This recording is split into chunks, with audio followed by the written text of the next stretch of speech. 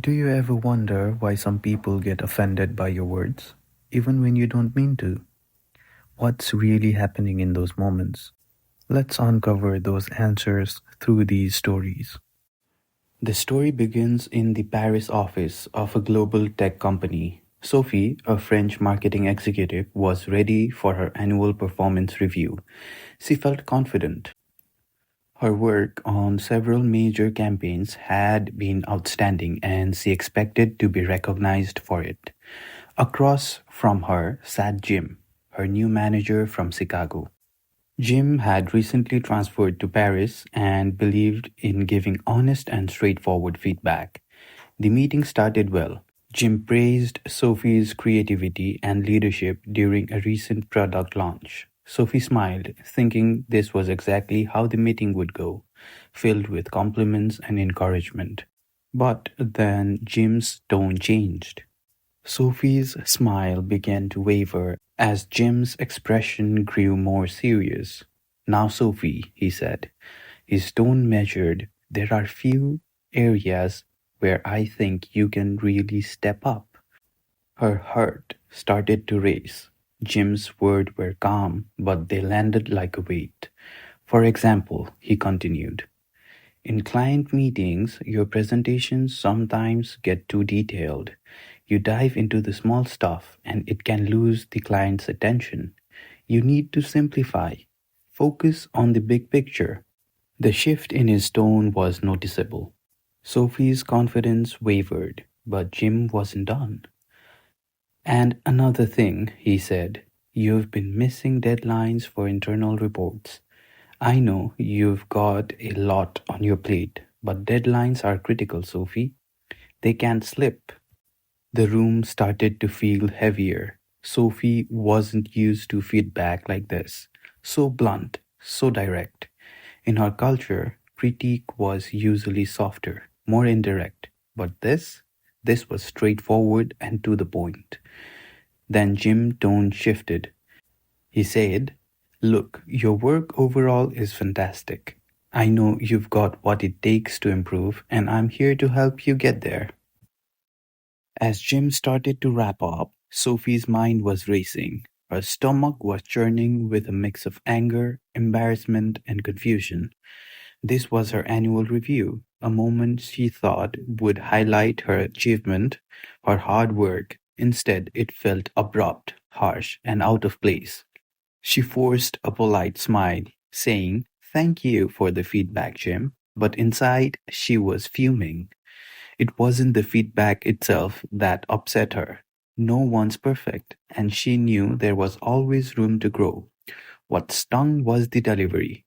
Words like missing deadlines and overly detailed felt unfair, almost dismissive of her efforts. Did Jim not see the late nights, the extra hours she put in to make sure those presentations were flawless? As she left the meeting, Jim's word echoed in her mind. Those client presentations, she poured her energy into making them comprehensive, anticipating every single question. And those missed deadlines? Rarely. And always because she prioritized what truly mattered. How can he not see how much I've done? She thought. Bitterness was rising. By the time she reached her desk, her frustration had shifted into doubt. Was Jim unhappy with her work? Did he even value her skills? The question wouldn't stop. For the rest of the day, she sat there, unfocused, consumed by an uneasy feeling about her place on the team. Later that evening, Jim sat in his apartment, going over the day's meetings. Most had gone well, but one kept replaying in his mind, and that was Sophie's performance review. Something about it just didn't feel all right. She seemed off, Jim thought. Leaning back in his chair, at the start, Sophie was engaged, nodding, smiling, fully present. But as he got into the constructive feedback, everything shifted. She grew quiet, her responses became short, and her body language felt distant. Jim frowned, running through the conversation again. He had given Sophie feedback the same way he always had back in Chicago. It was clear, direct, and to the point, the kind of approach that had always worked. His team appreciated knowing exactly where they stood, but Sophie didn't react that way, he realized. The thought was nagging him. Could his delivery have been too blunt? A memory surfaced. Something from a cultural training sessions years ago. The facilitator had talked about how feedback styles vary across cultures. Some people value straightforwardness, while others might prefer a softer and more nuanced approach. Could that be it? Jim wondered. He decided to let it sit for now, but the doubt lingered. As he headed to bed, one thought stuck in his mind. Maybe I need to adjust my approach here in France. The next morning, Jim found himself at the coffee station with Emma, a British colleague who'd been in Paris office for years. She had a knack for navigating cultural nuances, and Jim figured she might have some insight. Hello, Emma, Jim started, setting his coffee cup down. I had Sophie's performance review yesterday, and I think I might have upset her. She didn't say anything, but she seemed bothered. Emma raised an eyebrow. What happened? What did you say? Jim walked her through the conversation, highlighting both the praise that he gave Sophie and the constructive feedback about her presentation and missed deadlines. As he spoke, Emma listened intensely, her expression turning thoughtful. Let me guess, she said with a smile. You were direct and straight to the point. Of course, Jim replied. People need clear feedback to improve, right? That's how I've always done it. Emma chuckled softly. That might work in the US, but Jim, you're in France right now. Feedback here is different. People don't take well to direct criticism, especially in formal settings like performance reviews. It's not that they don't want feedback, it's how you deliver it. Jim frowned. What's different about it? In French culture, tactfulness and subtlety matters, Emma explained. Feedback should feel constructive without coming across as harsh. Think of it like wrapping criticism in a layer of diplomacy. Otherwise, it can feel disrespectful. Jim leaned back, processing. So you're saying I might have come across as rude? Not on purpose, Emma clarified. But Sophie might have felt that way. It's not just what you said, it's how you say it.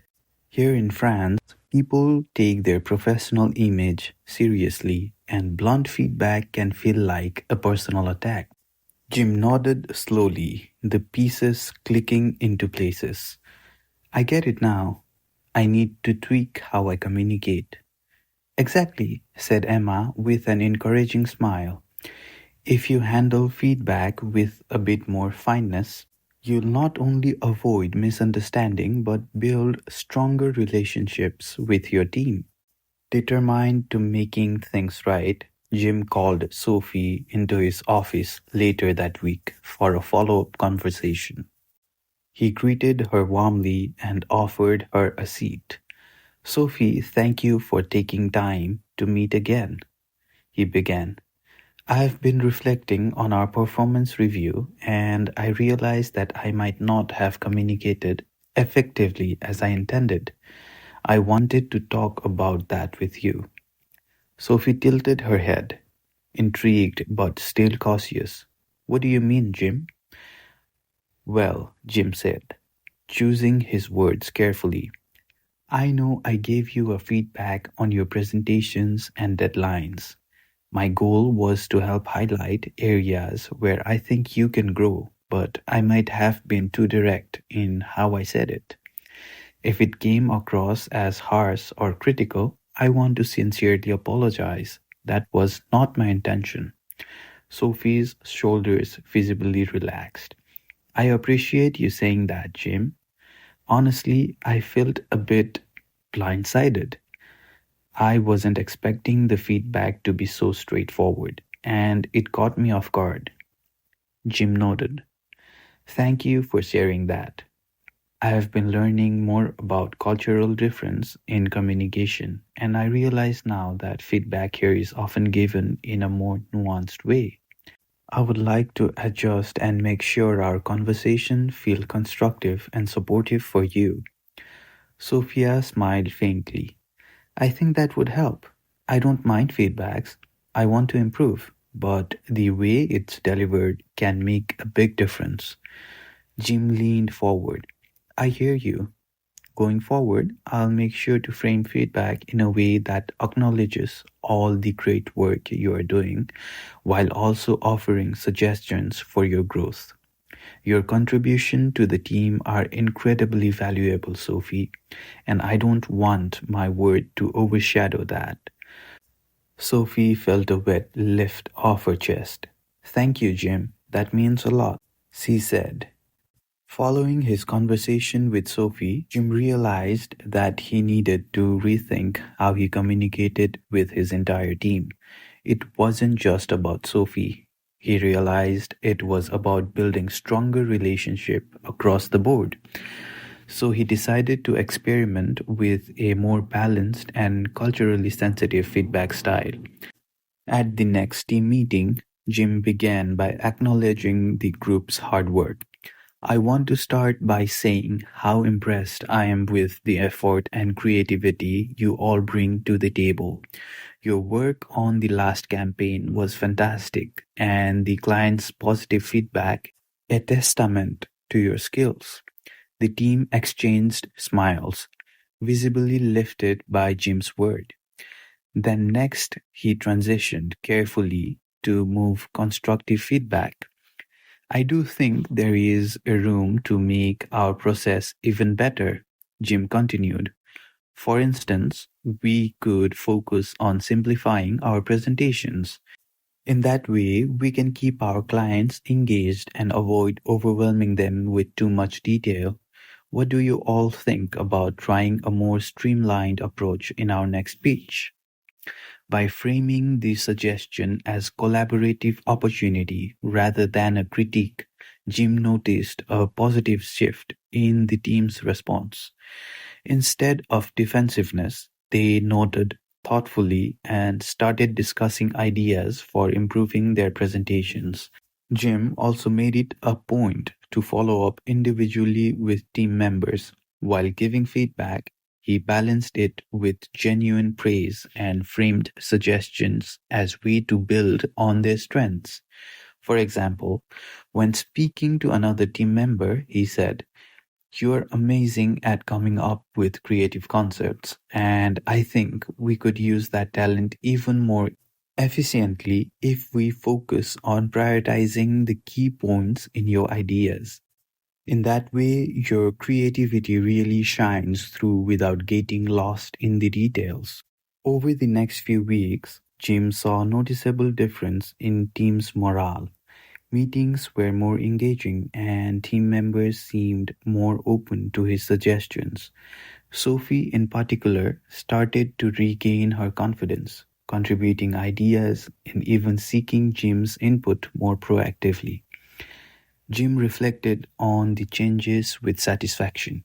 He learned that adapting to the cultural expectations of his team didn't just improve communication, it strengthened the whole team's trust, collaboration, and overall performance.